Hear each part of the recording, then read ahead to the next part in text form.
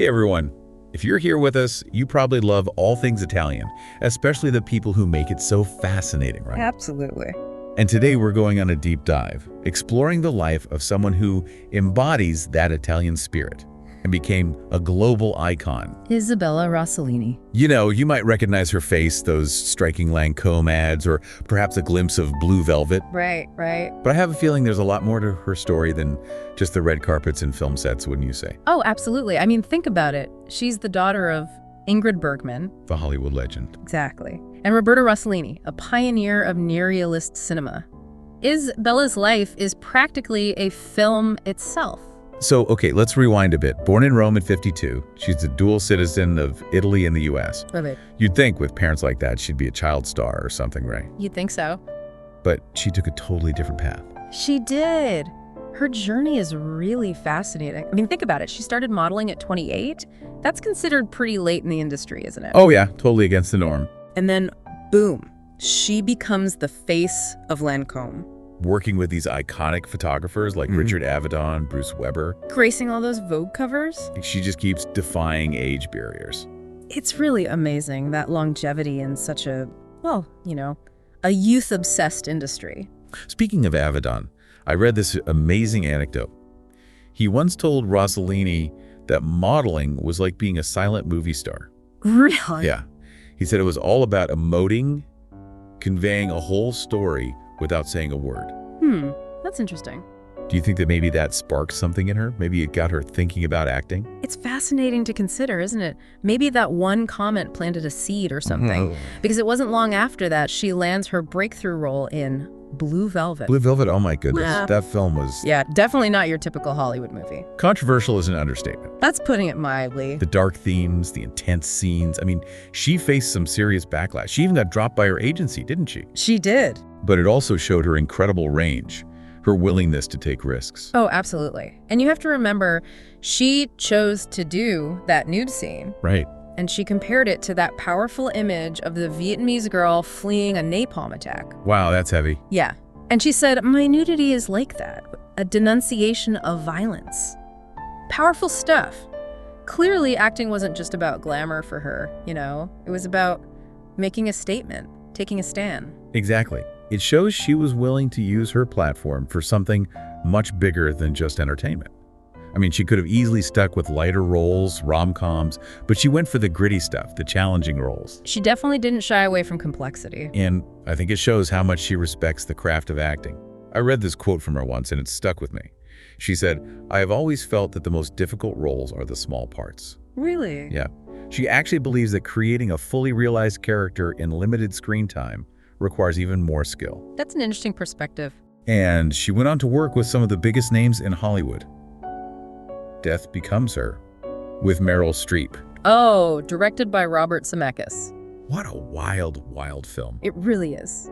And speaking of wild, in Death Becomes Her, she actually insisted on a body double for a nude scene. Why? Well, she wanted a more statuesque physique for the character, highlighting her understanding of how bodies are portrayed on screen. So she was taking control of her own image, making sure the character was portrayed in a specific way. Exactly. It's all about those details, isn't it? And speaking of details, then there's Fearless, directed by Peter Weir. Oh, I love that film. And he gave her the most unique direction. Play her like a flamenco. Play her like a flamenco. What does that even mean? Only Peter Weir could come up with that. But it just shows how Rossellini is able to embrace the unexpected, bring something unique to every role. And then there's Big Night with Stanley Tucci. Ah, such a heartwarming film. It's all about food, family, passion. And that beautiful camaraderie between the actors. You can feel that genuine affection radiating from the screen. It really does. And it makes sense because they were all friends in real life. It's a testament to the joy of working with people you love on projects that you're truly passionate about. Absolutely. And that passion is something that really shines through in Rossellini's entire career. It definitely does. But before we get too carried away, let's take a quick break and come back to explore more of Isabella Rossellini's fascinating journey. Sounds good to me. Welcome back. We're in the middle of uncovering all the different layers of Isabella Rossellini's life and career. It's really remarkable, isn't it? It is. And it's funny because with all this talk about acting and these iconic roles, We haven't even mentioned that she actually studied costume design. Oh, that's right. She even worked on some of her father's films as a costume assistant. Exactly. Which makes you think, was that a way of connecting with her parents' legacy? Without stepping directly into the spotlight. That's a really interesting thought. Maybe she needed that time behind the scenes first. Almost like testing the waters. Right. Yeah, and then later on, she fully embraces filmmaking. I mean, directing those green porno shorts. Oh my goodness, those are hilarious. They are, aren't they? But it's almost like she needed to explore all these different facets of filmmaking, like costume, acting, directing. Exactly, before finding her own unique voice. And what a voice it is. Yeah. Quirky, bold.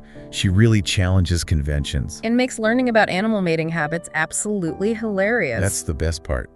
Speaking of laughter, do you remember that story about the nuns praying for her after Blue Velvet? Oh, that's classic. Imagine being so shocked by a performance that you hold a mass for the actress's soul. It's kind of hilarious when you think about it. Right, totally. It's so Rossellini, though. I mean, yeah. It also speaks to her upbringing in a Catholic school. It does. And the best part, she actually wrote a letter to those nuns. No way. Yeah, explaining the context of the film, her character's story. Mm.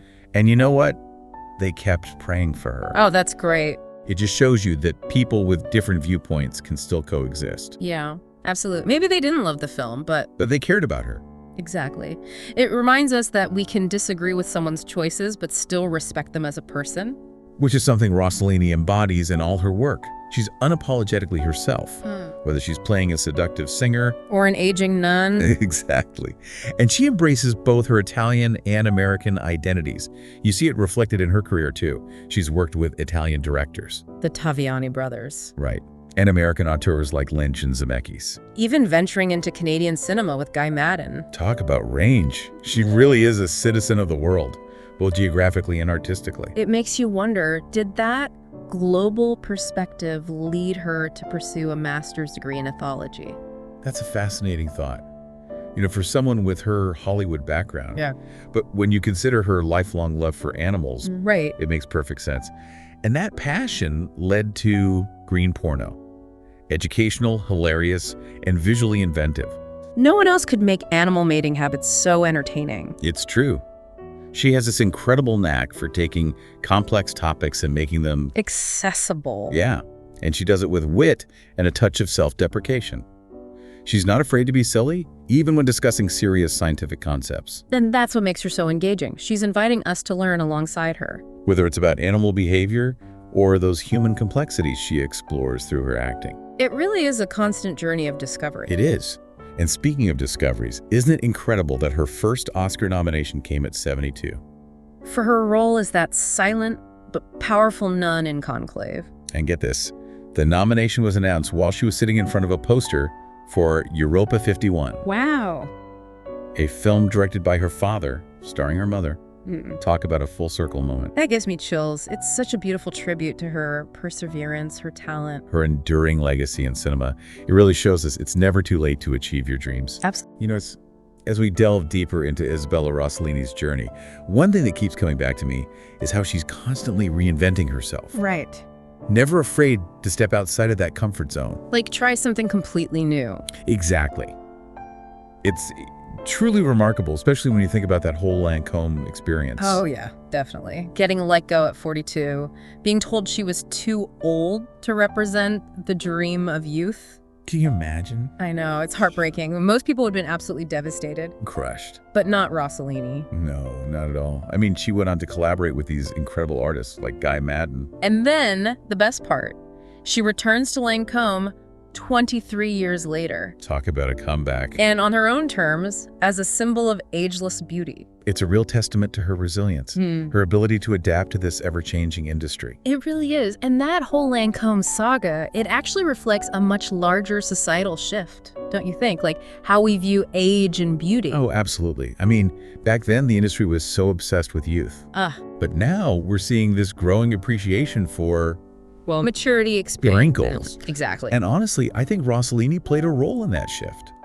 She didn't just accept those limited views on beauty. No. She challenged them, embraced her age, and continued to work, proving that women over 40 are vibrant, beautiful, and have so much to offer. It's about representation too, right? Seeing someone like Rossellini confident and successful well into her 60s, 70s. And beyond. It's empowering for women of all ages. Reminds us that our worth doesn't just vanish as we get older. Not at all. And let's not forget her dedication to animal welfare. I mean, Green Porno is a perfect example of how she combines passion with this unique sense of humor. Right, taking a topic that could be so dry and academic and making it funny, engaging, and thought-provoking. It's brilliant. She's not afraid to talk about sex.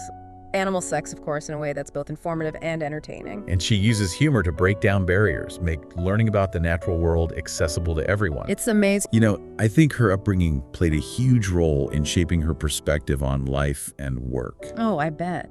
Imagine growing up as the child of Ingrid Bergman and Roberto Rossellini. The pressure, the expectations. It must have been a truly unique experience. I mean, on one hand, she was exposed to this incredible world of cinema. From such a young age. Surrounded by creativity. Artistry. But then on the other hand, there's this constant comparison to her famous parents. It's incredible how she carved out her own path, embraced her heritage, while also forging her own identity. And she did it with such grace and humor. Exactly, never taking herself too seriously, which makes her even more relatable. Right, like she's willing to poke fun at herself, acknowledge her flaws, embrace the absurdity of life. It's so refreshing. And her decision to create Mama Farm, I think that speaks volumes about her values. Oh, absolutely. It's this beautiful testament to her love for nature, animals, family. A place to connect, raise animals, live a simpler, more authentic life. Worlds away from the Hollywood spotlight. But it seems to be where she finds true happiness. It's heartwarming, really. And her son recently got married there, so it's clearly a special place for her loved ones as well. Oh, that's lovely. As we wrap up our deep dive into the life of Isabella Rossellini, I'm left feeling so inspired. Me too.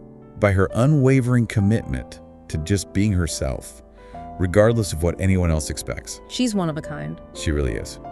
A true original, reminding us that it's never too late to reinvent ourselves. To pursue those passions, make a difference in the world. And to do it all with a sense of joy, curiosity, and a little bit of humor along the way. Absolutely. If you haven't already, definitely check out Rossellini's work, especially Green Porno. It's a must-see. And remember, life is an adventure. Go explore it with that same sense of wonder and open-mindedness that Isabella Rossellini brings to everything she does. Thanks for watching. Subscribe to the channel so you won't miss the next videos.